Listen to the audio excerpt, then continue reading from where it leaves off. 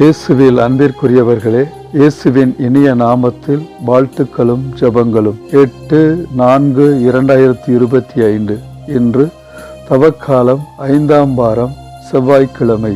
பாம்பு கடித்த எந்த ஒரு மனிதனும் இந்த வெண்கல பாம்பை பார்த்து உயிர் பிழைப்பார் என்று எண்ணிக்கை நூலிலிருந்து இன்றைய முதல் வாசகம் நமக்கு கடவுள் இஸ்ரேல் மக்களை அற்புதமாக அவர்கள் செய்த பாவங்களிலிருந்தும் அவர்களை விடுவிப்பதை நாம் பார்க்கிறோம். செங்கடல் சாலை வழியாக இஸ்ரேல் மக்கள் பயணப்பட்ட போது அவ்வழியே அவர்கள் துன்பத்தை அனுபவித்தனர். அப்போது மக்கள் கடவுளுக்கும் மோசேக்கும் எதிராக பேசி அவர்கள் பாவம் செய்கின்றார்கள்.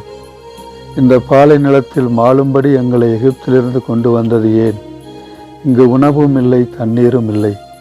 அற்பமான இந்த உணவு எங்களுக்கு வெறுத்து போய்விட்டது என்று கடவுளுக்கு எதிராக அவர்கள் முணுமுணுத்த பொழுது கடவுள் அவர்களுக்கு கொல்லிவாய் பாம்புகளை அனுப்பி அவை கடிக்கவே இஸ்ரேல் மக்களில் பலர் மாண்டனர்.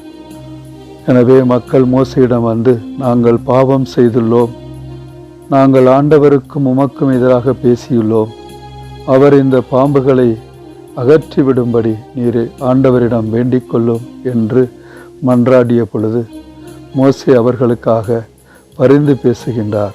அப்போது ஆண்டவர் மோசேயிடம் கொல்லிவாய் பாம்பு ஒன்றை செய்து அதை ஒரு கம்பத்தில் பொறுத்து கடிக்கப்பட்டோரில் இதை பார்க்கிற ஒவ்வொருவரும் பிழைப்பான் என்று கூறி அவர்களுக்கு உயிர் கொடுப்பதை இன்றைய முதல் வாசகம் நமக்கு எடுத்து கூறுகிறது.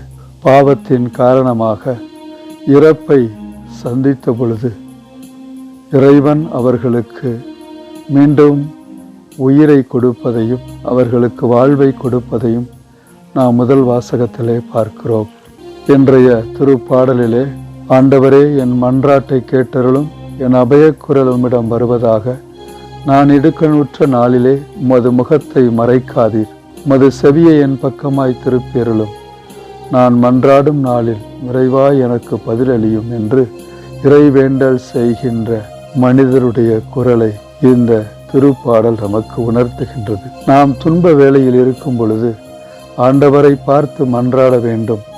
ஆண்டவருடைய உதவியை கேட்கும் பொழுதெல்லாம் நாம் விடுவிக்கப்படுகிறோம், வாழ்வை அடைகிறோம், நாம் இறைவனுடைய அருளை பெறுகிறோம் என்பதை இன்றைய திருப்பாடலின் வழியாக நாம் உணர்கிறோம். யோவான் எழுதிய தூய நற்செய்தியிலிருந்து நாம் வாசிக்க கேட்கிறோம்.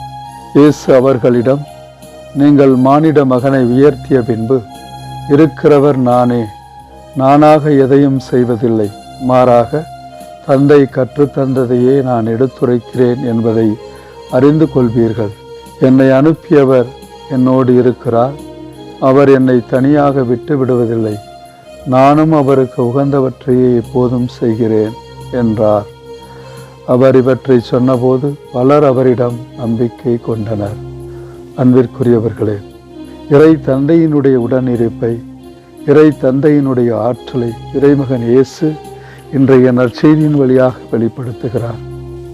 இயேசுவை நாம் ஏற்றுக்கொள்ளும் போது இறை தந்தையை ஏற்றுக்கொள்ளுகிறோம்.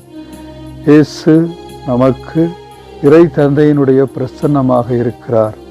நாமும் இயேசுவிடம் நம்பிக்கை கொண்டு வாழ்வோம், இறை விருப்பத்தை நிறைவேற்றுவோம். மன்றாடுவோமாக. அன்பு தந்தை இறைவா, எங்களுக்கு நீரே உம்மை அருள் வாழ்வின் கொடையாக தந்திருக்கின்றீர். நீர் எங்களுக்கு மீட்பை வழங்குகின்றீர். உம் திருமகன் இயேசுவின் வழியாக எங்களுக்கு மீட்பை கொடுக்கின்றீர். நாங்கள் அவரிலே உண்மையான நம்பிக்கை கொண்டு வாழ்வுக்கான எங்கள் பயணத்தில் அவருடைய உதவியோடு நாங்கள் பயணிக்கவும், அவரை மன்றாடும் பொழுதெல்லாம் நாங்கள் எங்களுக்கு நன்மைகளை பெற்றுக்கொள்கிறோம் என்ற உணர்வோடு இறைவேண்டல் செய்யவும், நீர் எங்களை பாவத்திலிருந்தும் துன்பங்களிலிருந்தும் விடுவிப்பீர் என்ற நம்பிக்கையோடு மன்றாடவும் எங்களுக்கு துணை செய்தருளும். எங்கள் ஆண்டவராகிய கிறிஸ்து வழியாக உம்மை மன்றாடுகின்றோம். ஆமென்.